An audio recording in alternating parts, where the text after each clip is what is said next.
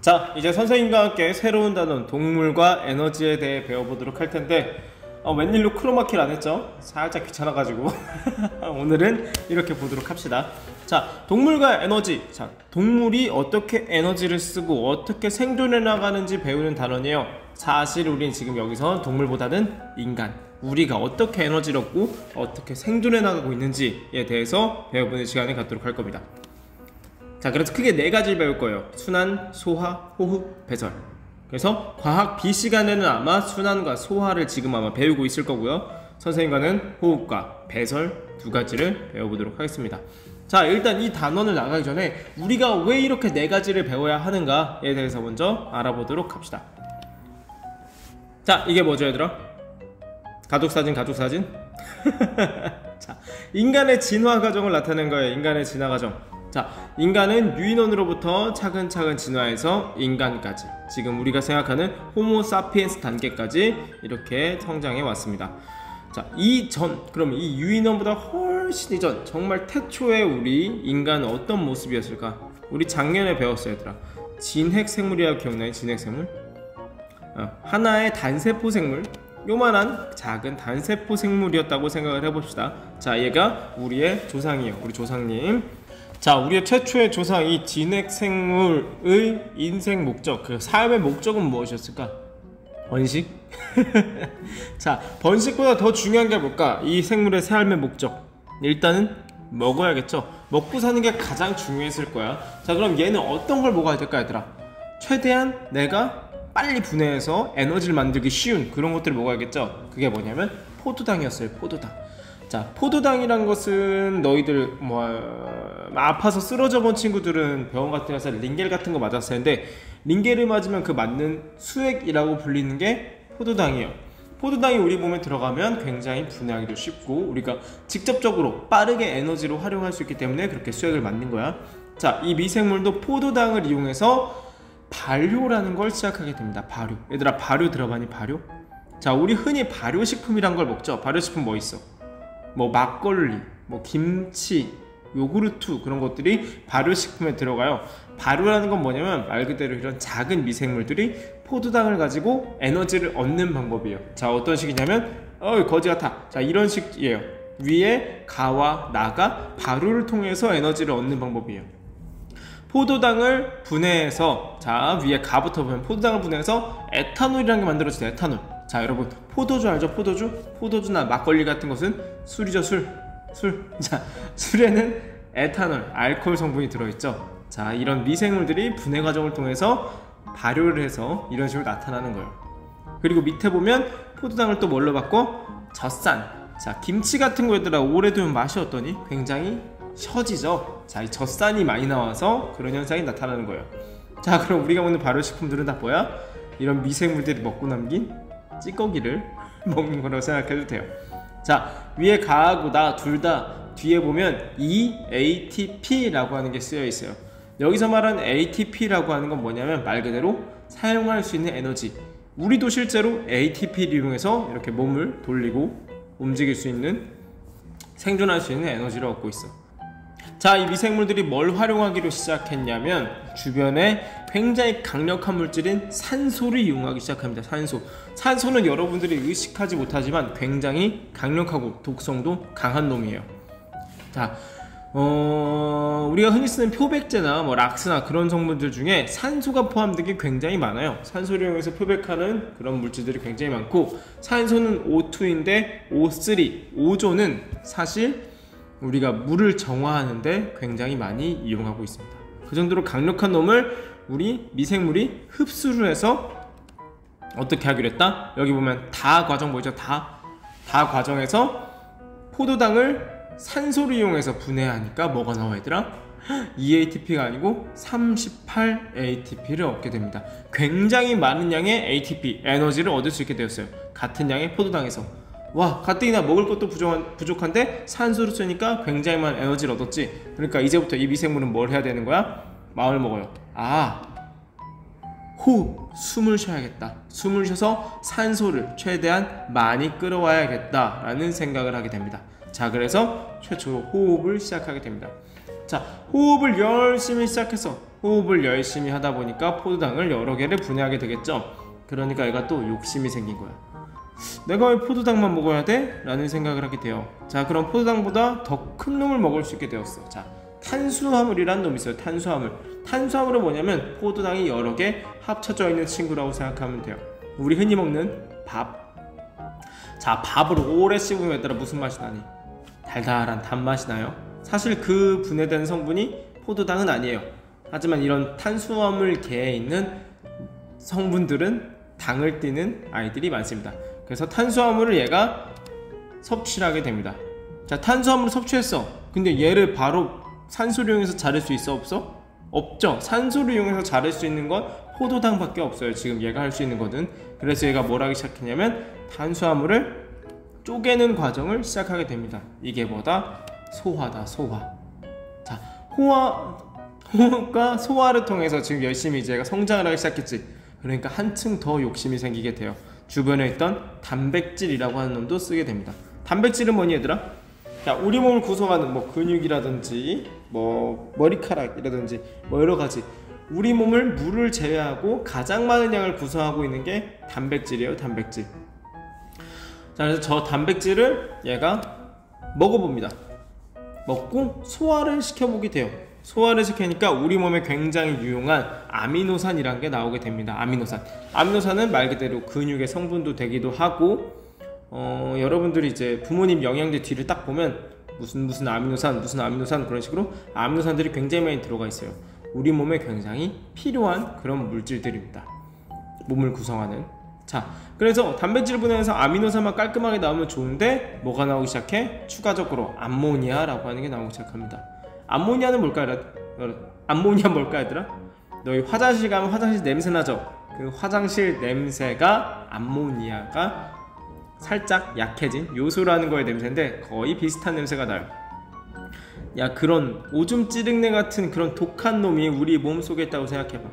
좋아? 나빠? 나쁘죠? 그러니까 얘를 어떻게 해야 돼? 내보내야 한다는 거지. 자, 배설을 하기 시작합니다. 배설. 자, 열심히 이제 호흡도 하고 소화도 하고 배설도 했어. 몸에 아미노산도 많아지네. 그러니까 얘가 어떻게 돼? 진핵생물이 점점 커지게 돼요. 자, 점점 커졌어. 커지게 된 문제점이 뭘까 얘들아? 얘가 먹는 영양분이 온몸으로 전달되기가 어렵겠죠. 자, 그럼 온몸으로 전달되려면 어떻게 해야 돼? 뭔가 관을 만들면 편하겠다? 그렇죠. 혈관을 만들게 됩니다. 자, 그래서 이렇게 혈관, 빙글빙글 내가 만든 에너지를 온몸으로 돌리는 이 시스템을 순환이라고 합니다. 그래서 우리가 이 단원에서 요 네 가지를 배우게 되는 겁니다. 어렵지 않죠? 자, 그럼 지금부터 오늘 배울 건 뭐냐면 첫 번째, 호흡에 대해서 먼저 배워보도록 하겠습니다.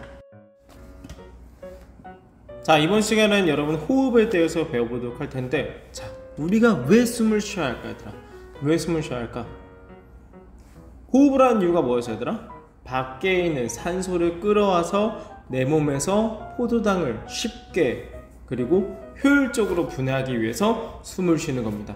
그래서 호흡은 크게 두 가지로 나뉘어요. 밖에 있는 산소를 최대한 많이 끌어오는 외호흡 과정과 몸 안에서 세포들이 포도당을 산소를 이용해서 분해하는 내호흡 과정으로 나뉘게 됩니다. 그래서 결국 호흡은 산소를 가져오고 산소를 이용하는 크게 두 가지 과정이라고 볼 수 있죠. 그래서 우린 뭘 배울 거냐면 외호흡이라고 하는 산소를 밖에서 끌어오는 과정에 대해서 자세하게 배워볼 겁니다. 자, 얘들아, 순대 먹어본 적 있니? 자, 순대를 먹으면 순대 말고 그 순대 부속 부위를 주지. 자, 간이나 뭐 허파, 귀 막 그런 지금 나와 있는 것처럼 다양한 부위를 줘요. 지금 여기에 제일 많이 위에 올라가 있는 게 허파죠. 허파, 돼지 허파, 돼지의 폐예요. 폐. 혹시 이거 먹어본 적 있니? 먹으면 어때? 되게 야들야들해요. 쫄깃쫄깃하고. 자, 허파 같은 경우는 그 간과는 다르게 안에도 근육 소문이 있긴 하지. 허파는 얘들아 근육이 없어요. 근육 없고 그냥 말랑말랑한 구조. 하나의 뭐 고무풍선 정도로 생각하면 될 것 같아요. 고무풍선. 얘가 스스로 커지는 능력이 없어요. 그래서 남이 주변의 압력을 감소시켜줘야 얘가 그냥 부풀어 오르는 풍선 정도로 생각하면 됩니다. 자, 그래서 실제 구조는 왼쪽 폐가 두 개의 나뭇잎처럼 생긴 구조로 되어 있고요. 오른쪽 폐가 세 겹으로 되어 있습니다. 왼쪽 오른쪽 크기가 달라요. 왜? 왼쪽 폐 안쪽에는 심장이 들어가야 되기 때문에 왼쪽 폐가 조금 더 크기가 작습니다. 징그럽나요? 자, 실제 폐는 이런 식으로 풍선같이 부풀어 올랐다가 줄어들었다를 반복하면서 밖에 있는 산소를 최대한 많이 끌어오는 역할을 하고 있습니다. 징그럽죠? 자, 그래서 외호흡이라는 건 이렇게 폐가 늘어났다 줄어들었다 늘어났다 줄어들었다 하면서 최대한 많은 산소를 끌어오는 활동입니다. 자, 내호흡은 얘들아 다른 말로 세포호흡이라고 해요. 세포호흡. 세포가 산소를 이용해서 포도당을 쪼개는 과정이니까. 그래서 아까 봤던 우리의 조상이었던 이 미생물처럼 세포들 단위에서 포도당이 분해하는 과정이에요. 포도당을 분해하는 과정. 실제 과정은 이따위로 복잡한 과정을 거치게 됩니다. 어렵죠? 그래서 안 할 겁니다. 나중에 배우세요. 자, 그래서 프린트를 한번 보도록 할게요. 프린트로 한번 싹 호흡의 과정에 대해서 정리해 보도록 하겠습니다. 자, 방금 학습한 내용 정리해 보도록 할게요. 자, 호흡이라는 것은 크게 두 가지로 나뉘게 됩니다. 어떤 거랑 어떤 거? 산소를 흡수하는 것, 무슨 호흡? 외호흡, 밖에 있는 산소를 끌어오는 것, 그리고 산소를 이용하는 내호흡, 크게 두 가지로 나뉜다고 했어요. 자, 그래서 폐와 같은 호흡기관을 통해서 산소를 흡수하는 과정을 외호흡이라고 하고 우리는 이거에 대해서 좀 더 자세하게 알아보기로 했어. 그리고 소화 과정을 통해서 흡수한 영양분을 아까 봤던 포도당이나 그런 친구들 있죠? 그런 것을 세포가 산소를 이용해서 분해하는 과정을 세포호흡 또는 내호흡이라고 합니다. 근데 내호흡이란 말보단 요걸 더 많이 써요. 세포호흡이란 말을 더 많이 사용하니까 세포호흡으로 기억해주면 좋겠습니다. 자, 호흡기관 한번 보도록 할게요. 자, 호흡기관은 우리 이렇게 주요 호흡기관은 폐가 있습니다. 사실 폐밖에 없죠. 숨을 쉬는 거에. 자, 그래서 보면 우리 친구들, 자, 남자 친구들 같은 경우는 가운데 목젖이 있어요. 목젖 바로 뒤에 관이 하나 있는데 그 관을 공기가 통하는 관이다 라고 해서 기관이라고 합니다. 기관. 그리고 기관을 따라 쭉 내려가면 두 갈래의 가지로 갈라지게 돼요. 그래서 이 두 갈래의 가지를 기관지라고 합니다. 그래서 기관과 기관지.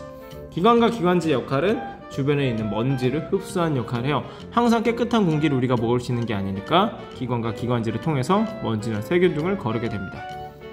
그래서 담배 피거나 그러게 되면 여기가 많이 상해요. 그렇겠죠, 아무래도.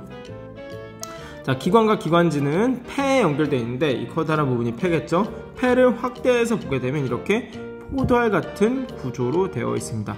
이 포도알 같은 구조를 폐포라고 해요. 폐포.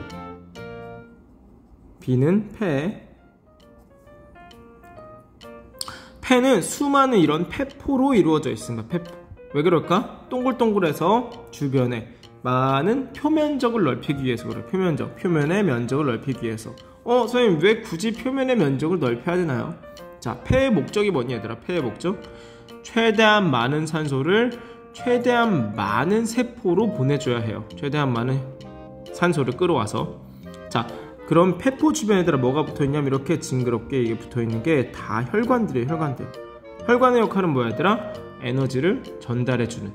그러면 에너지뿐만 아니라 뭐도 전달하는 거야? 이런 영양분이나 산소 같은 것들도 전달을 하겠죠. 그럼 폐포에 많이 달라붙어 있어야 조금 더 효율적으로 전달할 수 있겠죠. 그래서 폐포처럼 이런 표면적이 넓힐 수 있는 구조가 된 겁니다. 그리고 폐는 근육이 없어서 스스로 움직이지 못해요. 그럼 선생님 어떻게 커지고 작아지면 숨을 쉬나요? 그래서 바로 뒤에 호흡 과정을 통해서 배울 겁니다. 그래서 폐는 폐포로 구성되어 있고 폐포는 방금 말했던 것처럼 표면에 많은 모세 혈관이 둘러싸고 있습니다. 자, 모세 혈관 할 때 앞에 모세는 굉장히 가는 작은 혈관이라고 생각하면 돼요.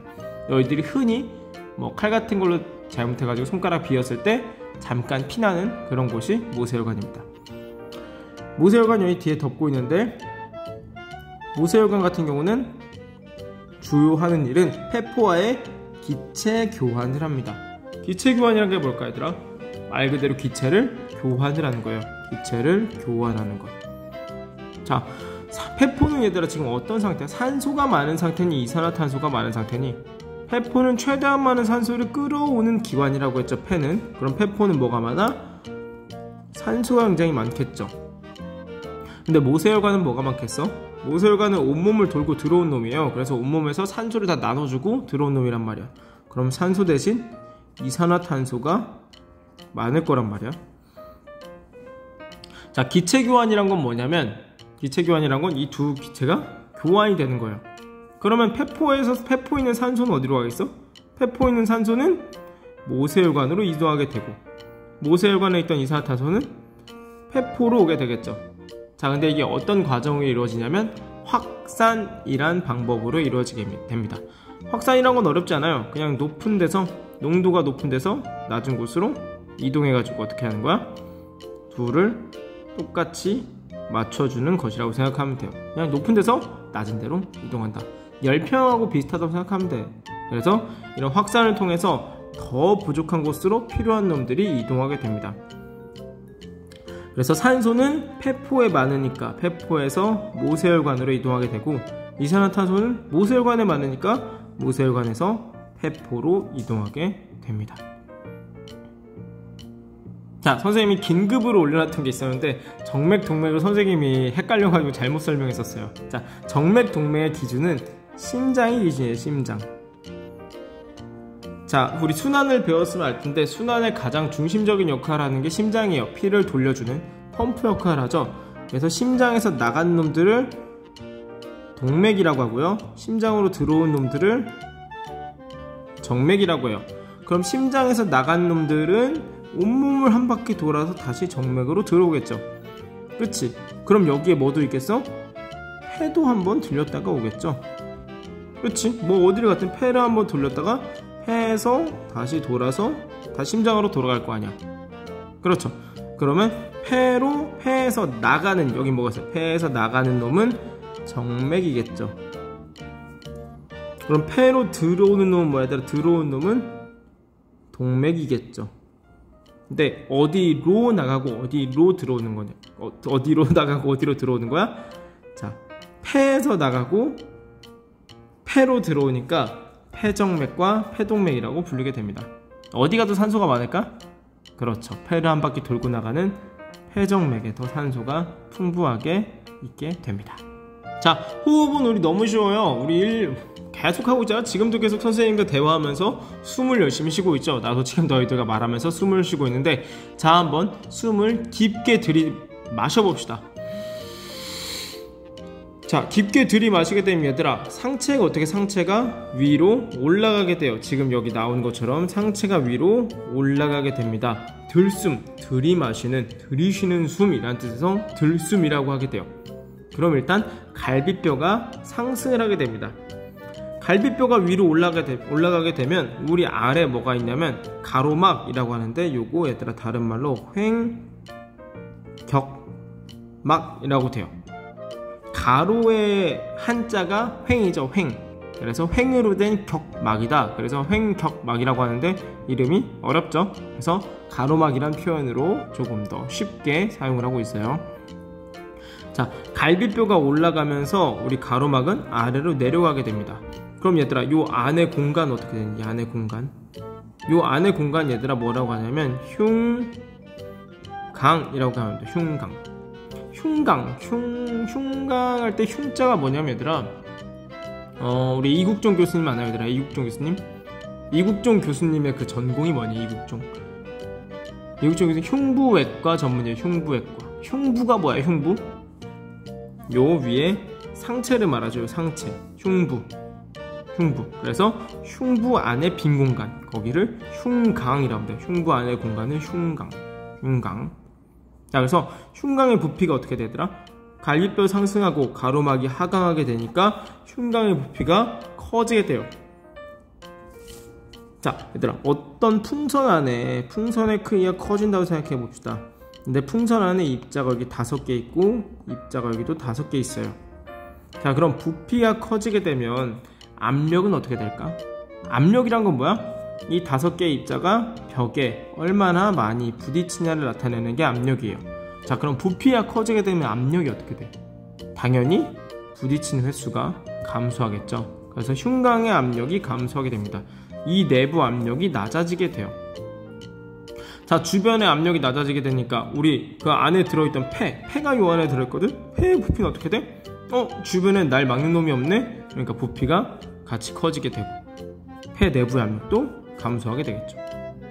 자, 폐 내부 압력 감소하면서 밖에 있는 공기가 이렇게 안으로 들어와서 폐를 키우게 되죠.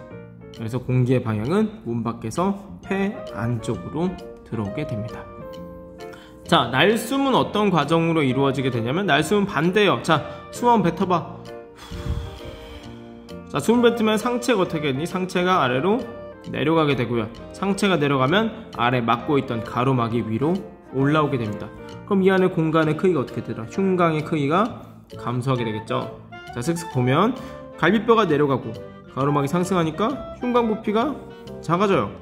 그럼 당연히 이 안에 압력은 요 반대 과정이 되니까 압력은 증가하게 되겠죠. 더 많이 부딪히게 되는 거야.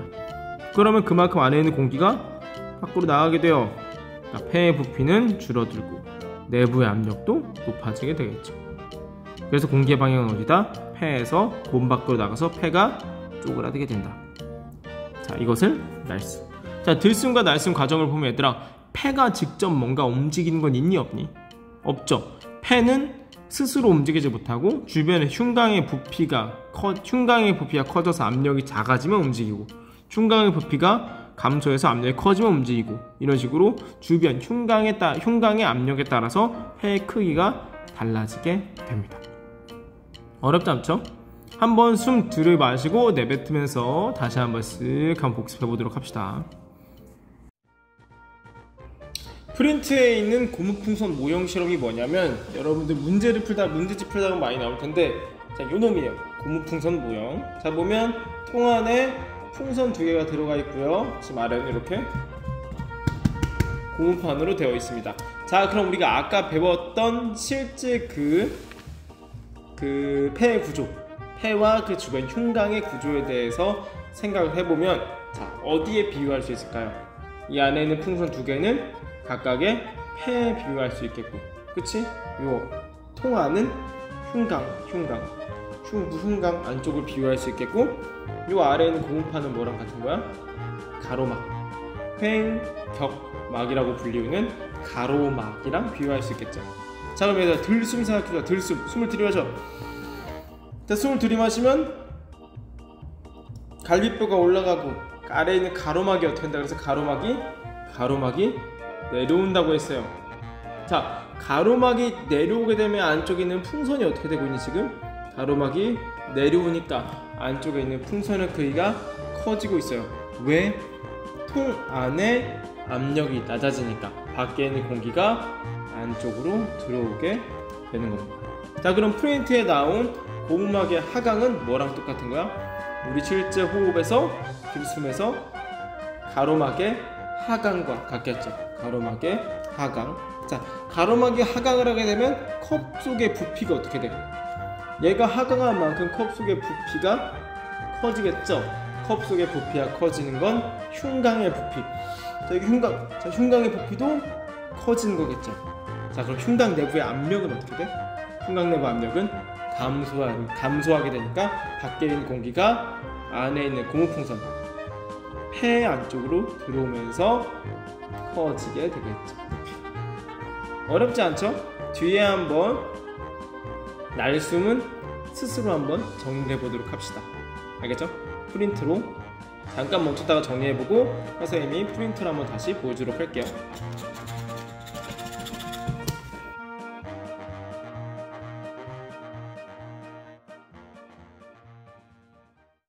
자, 선생님과 함께 모형을 한번 봤죠? 다 지금 날숨 한번 정리해봤나요? 네, 고생했습니다. 자, 날숨 정리하면 이런 식으로 되겠죠? 고무막이 상승한다는 것은 고무막과 대응되는 실제 기관인 가로막이 상승한다는 게 되니까 흉곽의 부피, 컵 속의 부피는 감소하게 되고, 그러면 폐의 부피도 역시 감소하게 되겠죠. 어렵지 않죠? 자, 첫 번째 우리 호흡은 여기까지 하도록 하겠습니다.